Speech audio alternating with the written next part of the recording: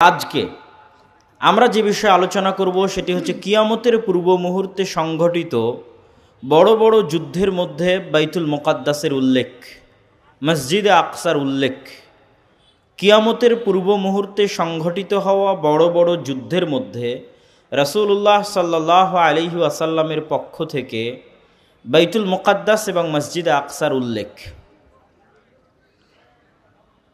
তন্মধ্যে প্রসিদ্ধ একটি হাদিস আজকে পাঠ করেছি এবং এই বিষয়গুলো, যে হাদিসগুলো আজকে আমরা বলবো, মোটামুটি 2-3টা বড় বড় লম্বা হাদিস, এগুলোর সঠিক ব্যাখ্যা, এক্সাক্ট ব্যাখ্যা ততক্ষণ পর্যন্ত করা সম্ভব নয় যতক্ষণ না এই জিনিসগুলো ঘটতেছে।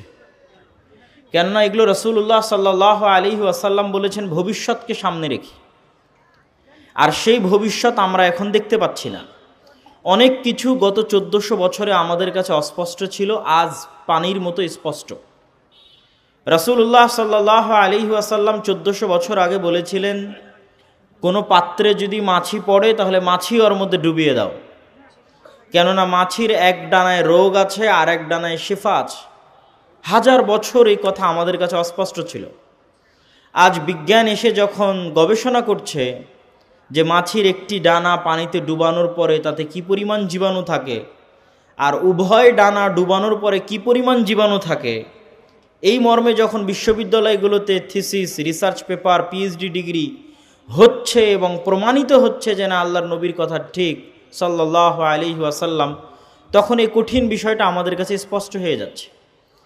এরকম আজকে আমরা যে হাদিসগুলো বলবো এগুলো অদ্যবধি অস্পষ্ট, কিন্তু যেই দিন ঘটবে সেই কালের মানুষদের কাছে এগুলো পানির মতো স্পষ্ট হিসেবে ধরা দিবে। রাসূলুল্লাহ সাল্লাল্লাহু আলাইহি ওয়াসাল্লাম বলছেন, আন মুআয ইবনে জাবাল রাদিয়াল্লাহু তাআলা আনহু আন্নাহু ক্বালা রাসূলুল্লাহ সাল্লাল্লাহু আলাইহি ওয়াসাল্লাম, মুআয ইবনে জাবাল রাদিয়াল্লাহু তাআলা আনহু হতে বর্ণিত, তিনি বলেন রাসূল সাল্লাল্লাহু আলাইহি ওয়াসাল্লাম বলেছেন, উমরান বাইতুল মাকদিস খারাব ইয়াসরিব, বাইতুল মাকদিসের আবাদ হওয়া, মদিনার ধ্বংস হওয়া, ওয়া খারাব ইয়াসরিব, আর মদিনার ধ্বংস হওয়া, খুরুজুল মালহামা, মহাযুদ্ধের সংঘটিত হওয়া, ওয়া খুরুজুল মালহামা ফাতহু কুস্তুনতুনিয়া, আর মহাযুদ্ধ আরম্ভ হওয়া মানে কুস্তুনতুনিয়া বিজয় হওয়া, ওয়া ফাতহু কুস্তুনতুনিয়া খুরুজুদ দাজ্জাল, আর কুস্তুনতুনিয়া বিজয় হওয়া মানে দাজ্জাল বের হওয়া। পরপর রাসূলুল্লাহ সাল্লাল্লাহু আলাইহি ওয়াসাল্লাম এই জিনিসগুলো বলছেন, তথা এগুলো একটার পর আর একটা ঘটবে। উমরান ও বাইতুল মাকদিস, মসজিদে আকসা যেই দিন আবাদ হবে সেই দিন মদিনা ধ্বংস হবে বা অনাবাদ হবে। যেই দিন মদিনা অনাবাদ হবে সেই দিন পৃথিবীতে বড় বড় যুদ্ধ সংঘটিত হবে। যেই দিন পৃথিবীতে সবচেয়ে বড় পৃথিবীর যুদ্ধ সংঘটিত হবে সেই দিন কুস্তুনতুনিয়া বিজয় হবে। যেই দিন কুস্তুনতুনিয়া বিজয় হবে সেই দিন দাজ্জাল বের হবে। তাহলে এই হাদিস কিয়ামতের পূর্ব মুহূর্তে সংঘটিত বিষয়, কিন্তু তার মধ্যে আমরা মসজিদে আকসা পাচ্ছি। আমাদের আলোচনার টপিক হচ্ছে মসজিদে আকসা বা মসজিদে আকসার আশেপাশের যে অঞ্চল, যে এরিয়া, সেখানে বৃহৎ থেকে বৃহৎ যুদ্ধ সংঘটিত হবে কিয়ামতের পূর্ব মুহূর্তে। আমি হাদিসগুলোর বিস্তারিত ব্যাখ্যা একদম শেষে করব, তার আগে আমরা আরও কয়েকটি হাদিস রাসূলুল্লাহ সাল্লাল্লাহু আলাইহি ওয়াসাল্লামের পক্ষ থেকে দেখি। রাসূল সাল্লাল্লাহু আলাইহি ওয়াসাল্লাম বলছেন, ইয়ান্তাযিরু আও ইয়াখরুজু ৭০,০০০ ইয়াহুদি মিন আসবাহান মা'আদ দাজ্জাল, ইহুদিদের একটা অংশ দাজ্জালের অপেক্ষায় আছে, এবং যেই দিন দাজ্জাল বের হবে ইস্পাহানের ৭০,০০০ ইহুদি দাজ্জালের সঙ্গী হবে, এবং ওই ৭০,০০০ ইহুদি এবং দাজ্জাল মিলে ইয়াকতুলু মা'আল মুসলিমিন, মুসলমানদের বিরুদ্ধে যুদ্ধ করবে।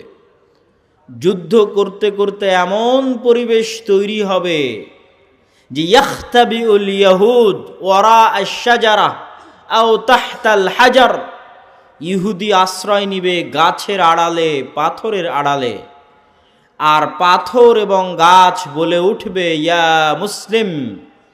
পাথর এবং গাছ কথা বলে উঠবে, এই মুসলমান, এই যে এখানে লুকিয়ে আছে হত্যা করো। গাছ বলবে, এই যে এখানে লুকিয়ে আছে হত্যা করো। পাথর বলবে, এই যে এখানে লুকিয়ে আছে হত্যা করো। এবং এই হাদিসের সাথে আরো একটি হাদিস সম্পৃক্ত, যে রাসূলুল্লাহ সাল্লাল্লাহু আলাইহি ওয়াসাল্লাম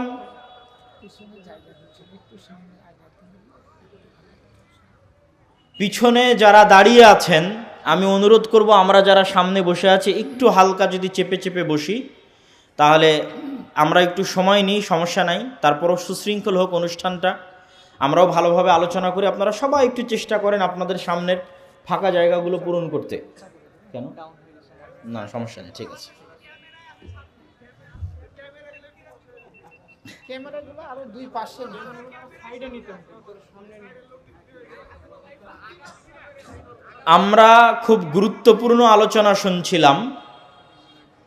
সে আলোচনার দ্বিতীয় হাদিস আমরা পড়লাম যে 70,000 ইহুদি ইস্পাহান থেকে বের হবে। ইস্পাহান হচ্ছে ইরানের নগরী। আজও ইরানের মধ্যে ইস্পাহান নামে সেই নগরী আছে। আমরা প উচ্চারণ করি ইস্পাহান, আরবিতে এটা উচ্চারণ হয় না। আরবিতে হয় আল আসবাহানি, বা উচ্চারণ হয় ইসবাহান বা আসবাহানি।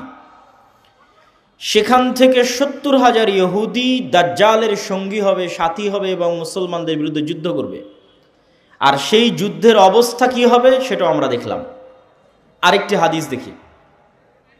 عن عوف بن مالك رضي الله تعالى عنه أنه قال, আউফ ইবনে মালিক রাদিয়াল্লাহু তাআলা আনহু থেকে বর্ণিত, তিনি বলেন, আমি একদা রাসূলুল্লাহ সাল্লাল্লাহু আলাইহি ওয়াসাল্লামের নিকটে আসলাম। রাসূল সাল্লাল্লাহু আলাইহি ওয়াসাল্লাম আমাকে কিয়ামতের আলামত গণালেন, আমার হাতে গণালেন। তার মধ্যে একটি আলামত রাসূল সাল্লাল্লাহু আলাইহি ওয়াসাল্লাম বললেন, সায়াকুনু হুদনাতুন মা'আর রোম, ইয়ানি সাতাকুনু হুদনাতুন বাইনাল মুসলিমিনা ওয়ার রোম। রোমান খ্রিস্টানদের সাথে মুসলমানদের একটি চুক্তি হবে, আর রোমান খ্রিস্টানেরা এবং মুসলমানেরা চুক্তিবদ্ধ হয়ে তৃতীয় কমন শত্রুর বিরুদ্ধে যুদ্ধ করবে। তথা রোমান খ্রিস্টানদের শত্রু আর মুসলমানদের শত্রু এক। তৃতীয় কমন শত্রুর বিরুদ্ধে মুসলমানেরা যুদ্ধ করবে। এই যুদ্ধে রোমান খ্রিস্টান এবং মুসলমানেরা বিজয়ী হবে। বিজয়ী হওয়ার পর একজন খ্রিস্টান দাঁড়িয়ে বলবে যে আমরা আজকে বিজয়ী হয়েছি লিহাজা সলিব, এই ক্রুশের কারণে। গলায় ঝুলানো ক্রুশ দেখিয়ে বলবে এটার কারণে আজকে আমরা বিজয়ী হয়েছি। তখন একজন মুসলমানের আঁতে ঘা লাগবে, সে দাঁড়িয়ে উঠে তার ক্রসটা ভেঙে দিবে। যখন ভেঙে দিবে তখন রোমান এবং মুসলমানেরা পরস্পরের বিরুদ্ধে যুদ্ধ করার জন্য দাঁড়িয়ে যাবে। রোমান খ্রিস্টান এবং মুসলমানেরা। সেই যুদ্ধের বর্ণনা রাসূলুল্লাহ সাল্লাল্লাহু আলাইহি ওয়াসাল্লাম হাদিসে বিস্তারিত বর্ণনা করছেন। عن أبي هريرة رضي الله تعالى عنه أنه قال قال رسول الله صلى الله عليه وسلم, আবু হুরায়রা রাদিয়াল্লাহু তাআলা আনহু থেকে বর্ণিত, তিনি বলেন রাসূল সাল্লাল্লাহু আলাইহি ওয়াসাল্লাম বলেছেন, লা তাকুমুস সাআহ, কিয়ামত ততদিন পর্যন্ত সংঘটিত হবে না, হাত্তা ইয়ানজিলার রোম বিল আ'মাক আও বিদ্দাবিক, যতক্ষণ না রোমান খ্রিস্টানেরা অবতীর্ণ না হচ্ছে সিরিয়ার আমাক এবং দাবেক নামক জায়গায়। বর্তমান সিরিয়ার হালব নগরী থেকে অনতি দূরে তুরস্ক এবং সিরিয়ার সীমান্তবর্তী অঞ্চলে, বর্তমান তুরস্কের সীমানা এবং বর্তমান সিরিয়ার সীমানা, এই সীমান্তবর্তী অঞ্চলের জায়গার নাম হচ্ছে আমাক এবং দাবেক, এখনো ওই নামেই আছে। এই আমাক এবং দাবেক জায়গায় যতক্ষণ না রোমান খ্রিস্টানেরা অবতীর্ণ না হবে মুসলমানদের বিরুদ্ধে, ফায়াখরুজু ইলাইহিম জাইশুম মিনাল মাদিনাহ, আর তাদের বিরুদ্ধে যুদ্ধ করার জন্য মদিনা মুনাওয়ারা থেকে মুসলমানদের একটি সেনাবাহিনী রওনা হবে। রাসূলুল্লাহ সাল্লাল্লাহু আলাইহি ওয়াসাল্লাম বলছেন, মদিনা মুনাওয়ারা থেকে বের হওয়া সেই মুজাহিদ বাহিনী খেয়ার ও আহলিল আরজ, তৎকালীন বিশ্বের সর্বোত্তম, সবচেয়ে শ্রেষ্ঠ, সবচেয়ে দামি, সবচেয়ে আল্লাহওয়ালা পরহেজগার মানুষ হবে। মদিনা মুনাওয়ারা থেকে ওই দিন যারা বের হবে যুদ্ধের জন্য, সিরিয়ার মাটিতে যুদ্ধ করার জন্য, রাসূলুল্লাহ সাল্লাল্লাহু আলাইহি সাল্লাম বলছেন খিয়ার ও আহলিল আরজ, তৎকালীন বিশ্বের সর্বশ্রেষ্ঠ আল্লাহওয়ালা পরহেজগার মানুষেরা সেই দিন মদিনা থেকে বের হবে, মদিনা মুনাওয়ারা থেকে বের হবে যুদ্ধের জন্য। যুদ্ধের কথা বর্ণনা করতে গিয়ে রাসূলুল্লাহ সাল্লাল্লাহু আলাইহি ওয়াসাল্লাম বলেন, ফায়ুকাতিলুহুম ফায়ানহাজিমু সুলুসুন লা ইয়াতুবুল্লাহ তাওবাতাহুম আবাদা। ওই দিন মুসলমানেরা 3 ভাগে বিভক্ত হয়ে যাবে। এক ভাগ যুদ্ধের মাঠ ছেড়ে পালিয়ে যাবে, আল্লাহ কোনোদিন এদের তওবা কবুল করবেন না। একদল মুসলমান যুদ্ধের মাঠ ছেড়ে পালিয়ে যাবে, আল্লাহর নবী বলছেন সাল্লাল্লাহু আলাইহি ওয়াসাল্লাম, লা ইয়াতুব, আল্লাহ কোনোদিন তাদের তওবা কবুল করবেন না, আবাদা, কোনোদিন আল্লাহ সুবহানাহু ওয়া তাআলা তাদের তওবা কবুল করবেন না। ওয়ায়ুকতালু সুলুসুহুম, 3 ভাগের 1 ভাগ ওই যুদ্ধে মারা যাবে। রাসূলুল্লাহ সাল্লাল্লাহু আলাইহি ওয়াসাল্লাম বলছেন, আফজালুশ শুহাদা ইনদাল্লাহ, আল্লাহর নিকটে সর্বশ্রেষ্ঠ শহীদ বলে গণ্য হবে ওই যুদ্ধে যারা যুদ্ধ করে শাহাদত অর্জন করবে, শহীদ হয়ে যাবে 3 ভাগের 1 ভাগ মুসলমান, তারা আল্লাহর দরবারে সর্বশ্রেষ্ঠ শহীদ হিসেবে বিবেচিত হবে। রাসূলুল্লাহ সাল্লাল্লাহু আলাইহি ওয়াসাল্লাম বললেন, ওয়াইফতাতিহুস সুলুস, আর 3 ভাগের 1 ভাগ বিজয় লাভ করবে রোমানদের উপরে, 3 ভাগের 1 ভাগ বিজয় লাভ করবে রোমানদের উপরে। লা ইফতানুনা আবাদান, এরা কোনো দিন আর কিয়ামত পর্যন্ত ফিতনায় পতিত হবে না, এবং এদের হাত দিয়ে ইফতাতিহুনা কুস্তুনতুনিয়া, কুস্তুনতুনিয়া বিজয় হবে। কুস্তুনতুনিয়া কি? আগের হাদিসেও দেখেছেন, আল্লাহর নবী বলেছে বাইতুল মাকদেসের আবাদ হওয়া, মদিনার ধ্বংস হওয়া, মদিনার ধ্বংস হওয়া, মহাযুদ্ধের শুরু হওয়া, মহাযুদ্ধের শুরু হওয়া, কুস্তুনতুনিয়া বিজয় হওয়া, কুস্তুনতুনিয়া বিজয় হওয়া, দাজ্জালের বের হওয়া। কুস্তুনতুনিয়া হচ্ছে আজকের তুরস্কের ইস্তাম্বুল। আজকের তুরস্কের ইস্তাম্বুলকে আরবিতে বলা হয় কুস্তুনতুনিয়া, ইংরেজিতে বলা হয় কনস্টান্টিনিপল। কনস্টান্টিনিপল এবং বর্তমান নাম হচ্ছে ইস্তাম্বুল।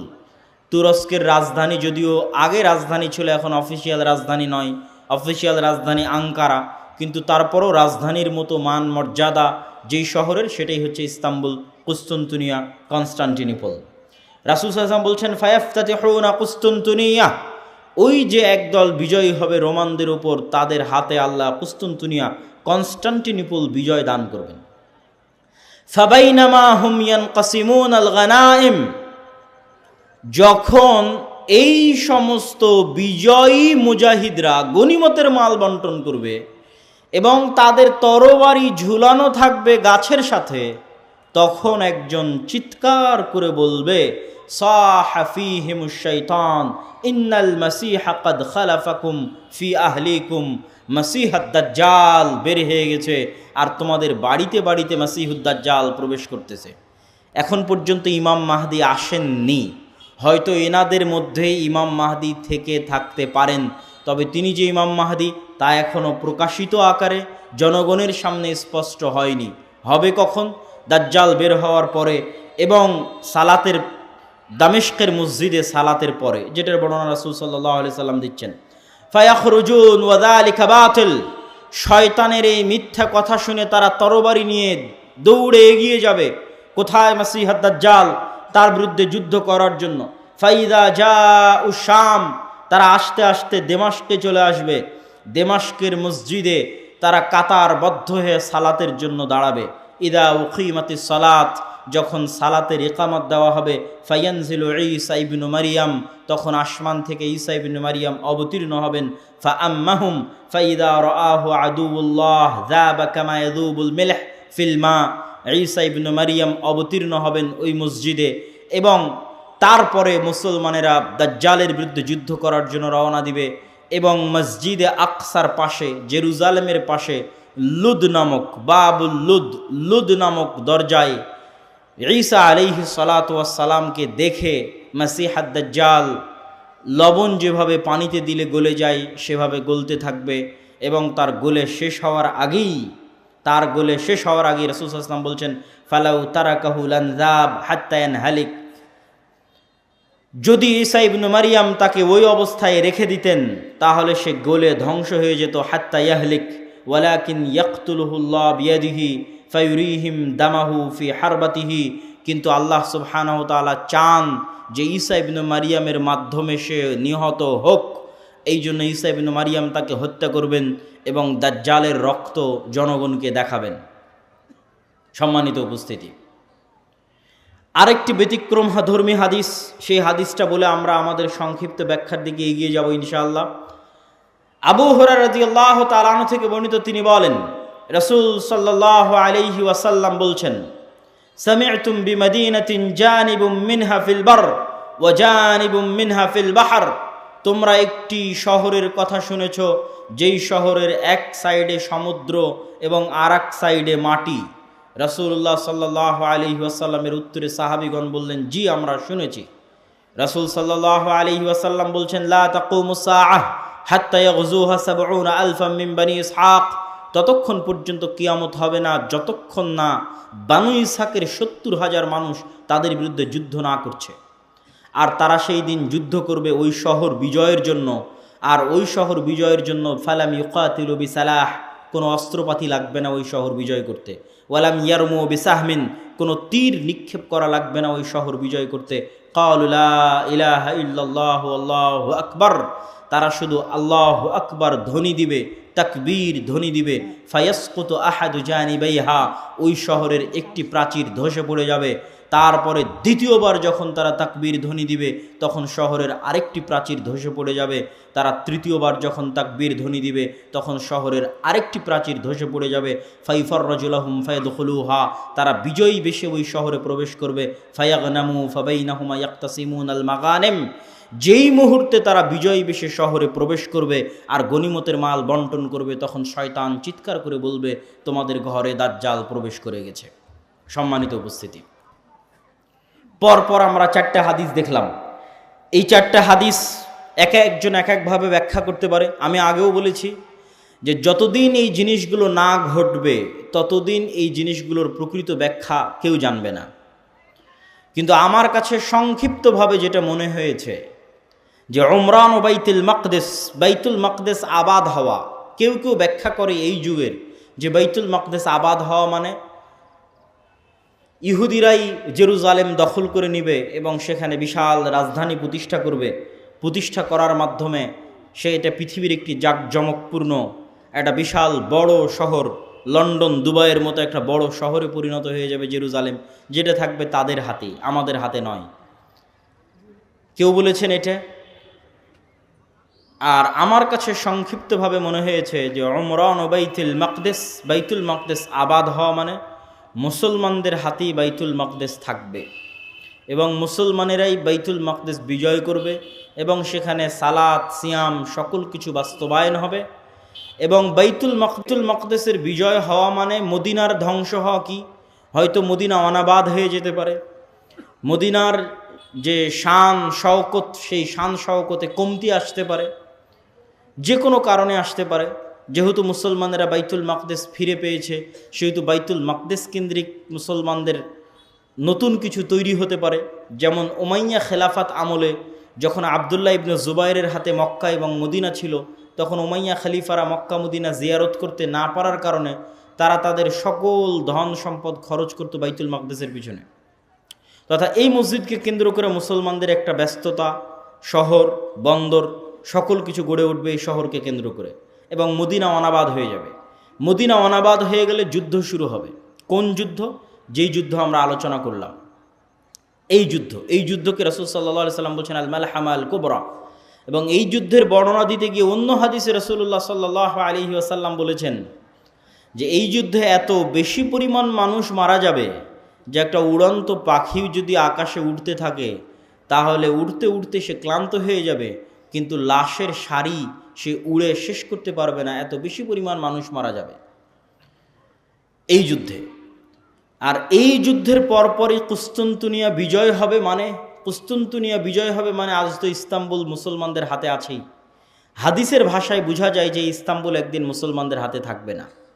আজ আছে কিন্তু একদিন থাকবে না। তথা আজকের যে তুরস্ক, এটা আজকে মুসলমানদের হাতে থাকলেও হাদিস প্রমাণ করছে যে দাজ্জাল যেই মুহূর্তে বের হবে ওই মুহূর্তে কনস্টান্টিনোপল, ইস্তাম্বুল, তুরস্ক মুসলমানদের হাতে নাই, থাকবে না। তথা সেটা মুসলমানেরা যে কোনো সময় হারিয়ে ফেলতে পারে, অদূর ভবিষ্যতে, নিকট ভবিষ্যতে। আল্লাহ সুবহানাহু ওয়া তাআলা ভালো জানে কখন হারিয়ে ফেলবে, কেন না হারালে বিজয় কিসের। আর যেই বিজয়ের কথা রাসূল সাল্লাল্লাহু আলাইহি সাল্লাম বলছেন, এই বিজয় নিকটে, কিয়ামতের নিকটবর্তী, দাজ্জাল বের হওয়ার পূর্ব মুহূর্তের বিজয়।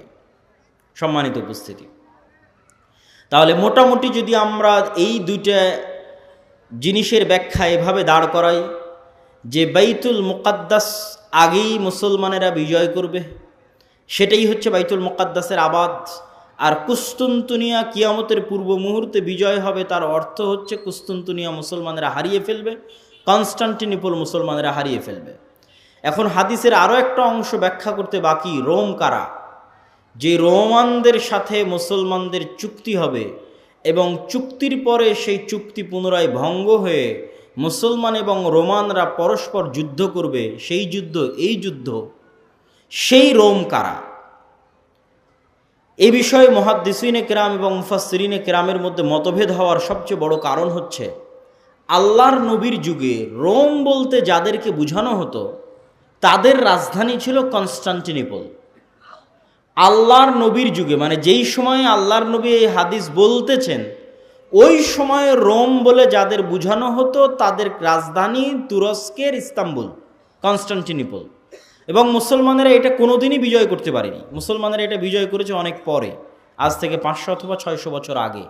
উসমানীয় খেলাফত আমলে মুসলমানেরা বিজয় করেছে, না উমাইয়া খেলাফত আমলে, না আব্বাসী খেলাফত আমলে কোনোদিন বিজয় হয়নি। ক্রুসেডের যুদ্ধ হয়েছে, তখনও মুসলমানরা ইস্তাম্বুল বিজয় করতে পারেনি।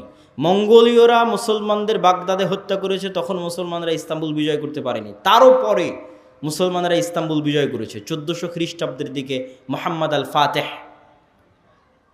তো এই জন্য রাসূল সাল্লাল্লাহু আলাইহি ওয়াসাল্লাম যখন রোম শব্দ বলতেছেন হাদিসে মদিনায়, তখন রোম মানে বর্তমান তুরস্কের কনস্টান্টিনোপল, ইস্তাম্বুল। আর তৎকালীন এই রোমে যারা বসবাস করত তারা হচ্ছে অর্থোডক্স খ্রিস্টান। আর আজকে ইতালির যারা রোম, ইতালির রাজধানী রোম, ইউরোপের যারা খ্রিস্টান, আমেরিকার যারা খ্রিস্টান, তারা হচ্ছে ক্যাথলিক খ্রিস্টান। এবং তাদের মধ্যে বিশ্বাসগত এবং আকীদাগত পার্থক্য আছে অনেক বিষয়ে, পদ এবং পদবীগত পার্থক্য আছে, কৃষ্টি কালচার, সামাজিক আচার ব্যবহারগত পার্থক্য আছে। তাহলে রোম বলতে আমরা যদি তৎকালীন রোম ধরি, তথা অর্থোডক্স খ্রিস্টানদের হাতে যখন কনস্টান্টিনোপল ছিল, সেই অর্থোডক্স খ্রিস্টানেরা এখন বসবাস করে রাশিয়ায়। রাশিয়া এবং ইউক্রেনের যুদ্ধের অন্যতম একটা কারণ হচ্ছে ইউক্রেনে ইউরোপিয়ান এবং আমেরিকানেরা ক্যাথলিক খ্রিস্টানের চর্চা বাড়াচ্ছিল, যেটা রাশিয়া কখনোই চায় না যে তার আশেপাশের কোনো দেশে ক্যাথলিক খ্রিস্টানের চর্চা বাড়ুক, কেননা তারা মানে অর্থোডক্স খ্রিস্টান। এবং আমার এর উপর বিস্তারিত ভিডিও আছে ইতিসাম টিভিতে, রাশিয়া এবং ইউক্রেনের উপর, যেখানে এই পয়েন্টে আরও বিস্তারিত ইন ডিটেইলস আলোচনা করা আছে। তাহলে আল্লাহর নবীর যুগের রোম যদি ধর্মীয় দৃষ্টিকোণ থেকে তাদের পরিচয় দেখি, যে আল্লাহর নবী যেই সময়ে হাদিস বলছেন ওই সময়ে রোম বলতে কাদের বোঝা হতো, তাহলে কনস্টান্টিনোপলে যে অর্থোডক্স খ্রিস্টানেরা ছিল তাদেরকে বোঝানো হতো। তারা আজ কোথায় আছে? তারা আজ রাশিয়াতে আছে।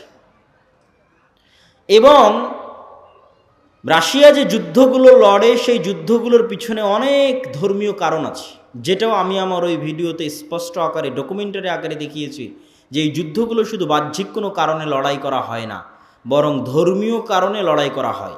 যেমন আজকে ইসরায়েল এবং ফিলিস্তিনের যুদ্ধে, ইসরায়েল যে যুদ্ধ করতেছে, এটা শুধু বাহ্যিক কোনো কারণ নয়, বরং এর পিছনে ধর্মীয় কারণ আছে, সেটাও বলবো বক্তব্যের শেষের দিকে ইনশাল্লাহ। আর যদি বলি যে না, তারা নয়, তাহলে ইতালির রাজধানী যে রোম, ইতালির রাজধানী রোম মানে আজকের ইউরোপ, আজকের আমেরিকা, যারা আমাদের বিরুদ্ধে ক্রুসেডের যুদ্ধ করার জন্য এসেছিল, কয়েক শতাব্দী আগে বাইতুল মুকাদ্দাস খ্রিস্টানেরা দখল করেছিল, সুলতান সালাহুদ্দিন আইয়ুবী বিজয় করেছিলেন। সেই ক্রুসেডাররা, তাদের সাথে মুসলমানদের চুক্তি হবে, তৃতীয় কোনো পক্ষের বিরুদ্ধে মুসলমানেরা তাদেরকে সাথে করে নিয়ে যুদ্ধ করবে। সেই যুদ্ধে রোমানরা আর মুসলমানেরা বিজয়ী হবে। তারপরে রোমানদের একজন বলবে এই ক্রুশের কারণে বিজয়ী হয়েছিলাম, এক মুসলমান উঠে ভেঙে দিবে, তখন আবার তারা পরস্পর মুখোমুখি দাঁড়িয়ে যাবে। আর এই যুদ্ধ হচ্ছে মালহামা, যেটা সিরিয়াতে হবে। আজকের যে ফিলিস্তিন, আজকের যে ইসরায়েল, এগুলোও সিরিয়া। আজকের যে জর্ডান, এগুলোও সিরিয়া। সেই যুদ্ধ হবে সিরিয়াতে। আর ওই যুদ্ধে মুসলমানদের হেডকোয়ার্টার হবে গোতা নামক জায়গায়, যে গোতা নামক জায়গাটি হচ্ছে সিরিয়ার রাজধানী দামেস্ক থেকে অনতি দূরে। আর সেই যুদ্ধে রোমানদের হেডকোয়ার্টার হবে আমাক এবং দাবেক নামক জায়গায়, যা বর্তমান সিরিয়া এবং তুরস্কের সীমান্তবর্তী অঞ্চলে এখনও সেই নামে সেই জায়গা পরিচিত এবং জানা যায়। সম্মানিত উপস্থিতি, আজকে দাজ্জালের যে লম্বা হাদিস আছে, সেই লম্বা হাদিস থেকেও দুই একটা পয়েন্ট বলে এই মাটি, এই অঞ্চলের গুরুত্ব বুঝানোর আজকের এই পর্বের আলোচনার আমরা শেষের দিকে চলে যাব ইনশাআল্লাহ। দাজ্জালের হাদিস আপনারা সকলেই জানেন, কিন্তু সেই হাদিসে যে জায়গাগুলোর কথা দাজ্জাল বলেছে, আমরা সেটাই একটু সংক্ষিপ্তভাবে তুলে ধরব।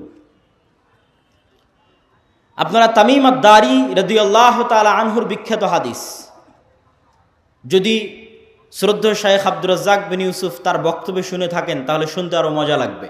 কিন্তু আমি শুধু ব্যাখ্যা করব যে ওখানে দাজ্জাল যে জায়গাগুলোর কথা বলে, ওই জায়গাগুলো কি এবং কোথায়। তো তামিম আদ-দারি রাদিয়াল্লাহু তাআলা আনহু তারা নৌকা নিয়ে সফরে বের হয়েছিলেন। 1 মাস সমুদ্রের মধ্যে ঘুরপাক খেতে থেকেছেন। ঘুরপাক খেতে খেতে যখন একটা দ্বীপে গিয়ে ঠেকেছেন, সেই দ্বীপে তাদের সাথে দাজ্জালের সাক্ষাৎ হয়েছে। দাজ্জালের সাক্ষাৎ হওয়ার আগেও একটা বড় অদ্ভুত জন্তু সেখানে দায়িত্ব পালন করছিল। সেই অদ্ভুত জন্তু নিজেকে পরিচয় দিয়েছে যে আমি হচ্ছি গোয়েন্দা, আনাল জাসসাসা। তারপরে সেই অদ্ভুত জন্তু তাদেরকে বলেছে, তোমরা যার কাছে এসেছো তিনি এই দিকে আছে, এগিয়ে যাও। সেখান থেকে এবার আমি আপনাদেরকে এখান থেকে পড়ে শোনাচ্ছি যে ওখানে দাজ্জাল কি বলছে এবং সেই জায়গাগুলো কোথায়। দাজ্জাল বলছে, জিজ্ঞেস করছে, আসআলুকুম আন নাখলিহা আন নাখলে বাইসান আখবিরুনি আন নাখলে বাইসান। বাইসান নামক খেজুর বাগান সম্পর্কে আমাকে তোমরা সংবাদ দাও। কুলনা আন আইয়ি শানিহা তাস্তাখবির। বাইসান নামক খেজুরের বাগান সম্পর্কে তুমি কি জানতে চাও? তখন দাজ্জাল উত্তরে বলছে, আসআলুকুম আন নাখলিহা। বাইসান নামক খেজুর বাগানে এখন খেজুর হয় কি না এ বিষয়ে আমাকে জানাও। হাল ইউসমির আমলা। তখন ওই তামিম আদ-দারি রাদিয়াল্লাহু তাআলা আনহু এবং তার সাথে যারা গেছে তারা উত্তরে বললেন, কুলনা নাআম, এখনো সেখানে খেজুর হয়। তখন দাজ্জাল উত্তরে বলছে, আমা ইন্নাহু ইউশিকু আল্লা তুসমির। জেনে রাখো অচিরেই সেই বাইসান নামক খেজুর বাগানে খেজুর হবে না। ক্বালা আখবিরুনি আন বুহায়রা আত-তাবারিয়া। তোমরা আমাকে বুহায়রা আত-তাবারিয়া, তাবারিয়া লেক, তাবারিয়া খাল সম্পর্কে জানাও। কুলনা আন আইয়ি শানিহা তাস্তাখবির। তাবারিয়া খাল সম্পর্কে তোমাকে কি বলবো? ক্বালা হাল ফিহা মা। সেখানে কি পানি আছে? তখন উত্তরে বলছে, হিয়া কাসীরাতুল মা, অনেক বেশি পানি আছে। ক্বালা আমা ইন্নামা ইউশিকু আন ইয়াযহাব। জেনে রাখো অচিরেই সেই খালে পানি থাকবে না। ক্বালা আখবিরুনি আন আইনি যুগর। আইনে জোগার সম্পর্কে আমাকে জানাও। ক্বালু আন আইয়ি শানিন তাস্তাখবির। তুমি আইনে জোগার সম্পর্কে কি জানতে চাও? বলে, আইনে জোগারে কি এখনো পানি আছে? সেখান থেকে কি মানুষজন পানি নিয়ে চাষাবাদ করে? তখন আমরা বললাম, হ্যাঁ, হিয়া কাসীরাতুল মা, এখনো মানুষ সেখান থেকে পানি নিয়ে চাষাবাদ করে। তখন সে উত্তরে বলল, অচিরেই সেখানে পানি থাকবে না। তখন বলছে, আখবিরুনি আন নাবিয়্যিল উম্মিয়িন। উম্মিয়িনদের নাবী সম্পর্কে আমাকে জানাও। অশিক্ষিত মূর্খ যারা লেখা জানে না, পড়া জানে না, তাদের জন্য যে নবী প্রেরণ করা হয়েছে সেই নবী সম্পর্কে আমাকে জানাও। এই মর্মে কথা সামনের দিকে আগাতে থাকলো। সম্মানিত উপস্থিতি, এখানে 3টে জায়গার কথা বলেছে দাজ্জাল। আশ্চর্যজনক হলেও সত্য যে আজকের পৃথিবীতে এই 3টি জায়গায়, তন্মধ্যে বাইসান নামক খেজুরের বাগান এবং জোগার নামক ঝর্ণা, এই 3টাকে এক্সাক্ট চিহ্নিত করা খুব কঠিন হয়ে যায়। বিশেষ করে আইনে জোগারকে এক্সাক্ট চিহ্নিত করা যে এইটা আইনে জোগার, এটার বিষয়ে নিশ্চিত কেউ গবেষকরা এখন পর্যন্ত তথ্য দিতে পারেনি। কিন্তু বাইসান খেজুরের বাগান সম্পর্কে মোটামুটি ধারণা পাওয়া যায় যে এই খেজুরের বাগান হচ্ছে বাইসান খেজুরের বাগান। আর বহায়রা আত-তাবারিয়াহ এটা এত প্রসিদ্ধ, এত ব্যাপক, এত পরিচিত যে সবাই জানে। এমনকি ইসরায়েলে সারা পৃথিবী থেকে শত শত খ্রিস্টান এই বহায়রা আত-তাবারিয়া দেখার জন্য যায়। এই জন্য দেখার জন্য যায়, তারা মনে করে তাদের তাওরাত, তাদের বাইবেলে ঈসা আলাইহিস সালাতু ওয়াস সালামের যত মোজেজার কথা বলা আছে, সকল মোজেজা তিনি দেখিয়েছিলেন বহায়রা তাবারিয়ার ওপরে অথবা বহায়রা তাবারিয়ার পাশে। সেই মোজেজা যদি হয় অন্ধ ব্যক্তিকে চক্ষুস্মান করে দেওয়া, সেই মোজেজা যদি হয় টাকওয়ালা ব্যক্তির মাথায় চুল গজিয়ে দেওয়া, সেই মোজেজা যদি হয় মৃত ব্যক্তিকে জীবিত করা, এগুলোর অধিকাংশ মোজেজা তাদের বিশ্বাস অনুযায়ী ঈসা আলাইহিস সালাতু ওয়াস সালাম এই লেক, এই খালের পাশে অথবা তার উপরে তিনি করে দেখিয়েছিলেন, এই জন্য তারা দেখতে আসে। এবং এইটা চলমান বর্তমান ইসরায়েলের সীমানার অন্তর্ভুক্ত। এবং আনুমানিক গবেষণা অনুযায়ী বাইসানের খেজুরের বাগান এবং জোগারের ঝর্ণা এবং তাবারিয়ার লেক তিনটাই বর্তমান ইসরায়েলের সীমানার অন্তর্ভুক্ত, যেই জায়গাগুলোর কথা এই হাদিসে দাজ্জাল তামিম আদ-দারি রাদিয়াল্লাহু তাআলা আনহুকে জিজ্ঞেস করতেছে। তাহলে একদম যদি আমরা সামারি এবং সারমর্ম করি, তাহলে কিয়ামতের পূর্ব মুহূর্তে যা যা সংঘটিত হবে সব বড় বড় ঘটনা এই মাটিতে, এই জমিনে সংঘটিত হবে, শামের মাটিতে সংঘটিত হবে। আল মসজিদুল আকসা, বাইতুল মুকাদ্দাস কেন্দ্রিক যে এরিয়া, যে জগৎ, যে দেশ, সেখানে সংঘটিত হবে। এবং আমি আমার অতীতের বক্তব্যগুলোতে বলেছি যে বাইতুল মুকাদ্দাসই একমাত্র কারণ পৃথিবীর, যেই কারণে পৃথিবীর 90% মানুষ যুদ্ধে জড়িয়ে যেতে পারে, যেই কারণে পৃথিবীর 90% মানুষ যুদ্ধে জড়িয়ে যেতে পারে, তার অন্যতম একটি কারণ হচ্ছে মসজিদ আকসা। কেননা পৃথিবীর তিনটা ধর্মের মানুষ এই মসজিদের দাবিদার। ইহুদিরা দাবিদার, খ্রিস্টানেরা দাবিদার, আমরা মুসলমানেরা দাবিদার। যেহেতু তিনটা ধর্মই আসমানি দিন, আসমান থেকে এসেছে, তিনটা ধর্মের গ্রন্থই আসমানি গ্রন্থ, ওই দুইটা গ্রন্থে বিকৃতি এসেছে, ওই দুইটা ধর্মে বিকৃতি এসেছে। ইসলামে বিকৃতি আসেনি, কোরআনে বিকৃতি আসেনি। কিন্তু যেহেতু একই জায়গা থেকে আগত, এই জন্য ঘটনা, আকিদা, বিশ্বাস, কাহিনী অনেক কিছুই সেম এবং কমন।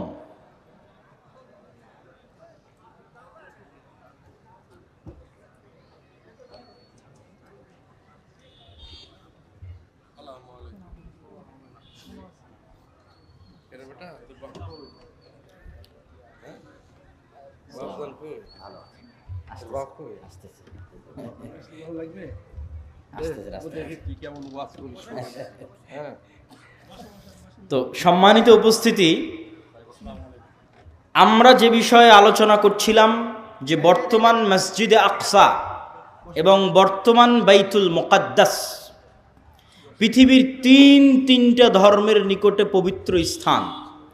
আর এই পবিত্র স্থান হওয়ার কারণ হচ্ছে এই তিনটা ধর্মই আব্রাহামিক রিলিজিয়ান, সেমেটিক রিলিজিয়ান। এই তিনটা ধর্মই মিল্লাতে ইব্রাহিমের দাবিদার, তথা ইব্রাহিম আলাইহিস সালাতু ওয়াস সালামের হিস্ট্রি, ইতিহাসের সাথে কানেক্টেড। আর সেমেটিক রিলিজিয়ান মানে নূহ আলাইহিস সালাতু ওয়াস সালামের 3 সন্তান তার সাথে নৌকায় উঠেছিলেন। একজনের নাম ইয়াফেস, একজনের নাম হাম, আর একজনের নাম সাম। ইয়াফেসের বংশধরেরা হচ্ছে সাদা চামড়া, ইউরোপ, আমেরিকা, রাশিয়া। সামের বংশধরেরা হচ্ছে সেমেটিক তথা মেটে, শ্যামা, হালকা সাদা, হালকা শ্যামা, হালকা মেটে। India, Pakistan, Bangladesh, Saudi, Kuwait, Qatar, Bahrain, এরা হচ্ছে সামের বংশধর। হাম হচ্ছে আফ্রিকান, টোটাল আফ্রিকান এরিয়া হচ্ছে নূহ আলাইহিস সালামের সন্তান হামের বংশধর। তো পৃথিবীতে আল্লাহ যত নবী পাঠিয়েছেন সকল নবী সামের বংশে পাঠিয়েছেন। সামের বংশে ইব্রাহিম আলাইহিস সালাতু ওয়াস সালাম। এই জন্য একটা মজার জিনিস, যারা অনলাইনে আমাদের দেখছেন তারা মনে রাখতে পারেন যে কালার ডিসক্রিমিনেশনের শিকার যারা হন ইউরোপ এবং আমেরিকায়, গায়ের রঙের কারণে ডিসক্রিমিনেশনের শিকার হওয়া, বৈষম্যের শিকার হওয়া, কেননা তাদের মধ্যে একটা আভিজাত্য বোধ কাজ করে যে আমি হচ্ছি সাদা চামড়ার, আর এশিয়া থেকে যারা এসেছে তারা সাদা চামড়ার নয়। আপনি দীর্ঘদিন থাকলে এই জিনিসটা ভিতর থেকে অনুভব করতে পারবেন, এই বৈষম্য। তো এটা আপনারা মজার জিনিস জেনে রাখতে পারেন যে ইউরোপ আমেরিকা তারা যতই সাদা চামড়ার হোক, তারা যেই নবীকে সম্মান করে শ্রদ্ধা করে সেই নবী সাদা চামড়ার ছিলেন না।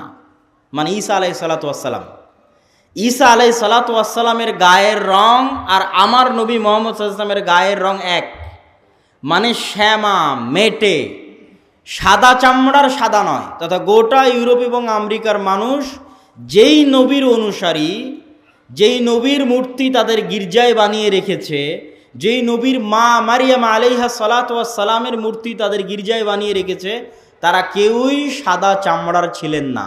এই জন্য বলেছি সেমেটিক রিলিজিয়ান। তথা আল্লাহ সুবহানাহু তাআলা সামের বংশে সকল নবী দিয়েছে, ইব্রাহিমের বংশে পরবর্তী সকল নবী পাঠিয়েছে। পৃথিবীর তিনটে ধর্ম ইব্রাহিম আলাইহিস সালাতু ওয়াস সালামের মিল্লাতের দাবিদার। এর কিছু কমন উদাহরণ আপনাকে দিই। ইব্রাহিম আলাইহিস সালাতু ওয়াস সালামকে আমরা বলি ইব্রাহিম, তারা বলে আব্রাহাম। ইব্রাহিম আলাইহিস সালাতু ওয়াস সালামের ছেলে ইসহাককে আমরা বলি ইসহাক, তারা বলে আইজ্যাক, আইজ্যাক নিউটন। যিনি আইজ্যাক তিনি ইসহাক। ইসহাক আলাইহিস সালাতু ওয়াস সালামের ছেলেকে আমরা বলি ইয়াকুব আলাইহিস সালাতু ওয়াস সালাম, তারা বলে জ্যাকব। যিনি জ্যাকব তিনি ইয়াকুব। ইয়াকুব আলাইহিস সালাতু ওয়াস সালামের ছেলে ইউসুফ আলাইহিস সালাতু ওয়াস সালামকে আমরা বলি ইউসুফ, তারা বলে জোসেফ। সেন্ট জোসেফ স্কুল মানে Hazrat Yusuf school. There is no difference, কোনো পার্থক্য নাই। যদি আপনি বলেন সেন্ট জোসেফ স্কুল, তাহলে ওরা আপনি যে ইউসুফকে জানেন তাকে উদ্দেশ্য করছে, যে হজরত ইউসুফ আলাইহিস সালাতু ওয়াস সালাম স্কুল। এভাবে আমরা যাকে বলছি দাউদ আলাইহিস সালাতু ওয়াস সালাম, তারা তাকে বলছে ডেভিড। জাস্ট নামের উচ্চারণের পার্থক্য, কিন্তু ঘটনার মধ্যে মিল আছে। আমরা বলছি নূহ, তারা বলছে নোয়াহ। ঘটনার বর্ণনা ধারা বিবরণীতে কিছুটা পার্থক্য আছে, কিন্তু মূল ঘটনাগুলো একই। তথা আদম এবং হাওয়ার যে ঘটনা কোরআনে বর্ণনা করা আছে, কাছাকাছি ঘটনা।